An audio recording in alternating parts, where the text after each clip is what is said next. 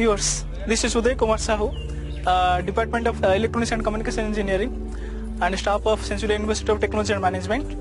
I am here to represent today a e-vehicle that has developed by our mechanical and electrical students, graduate students, fourth year students, under the guidance of our President, Dr. Professor Muktikant Mishra. And the main thing over here that under the slogan we are working, waste to wealth. And our students, with their restless day-night effort, they achieved all those things.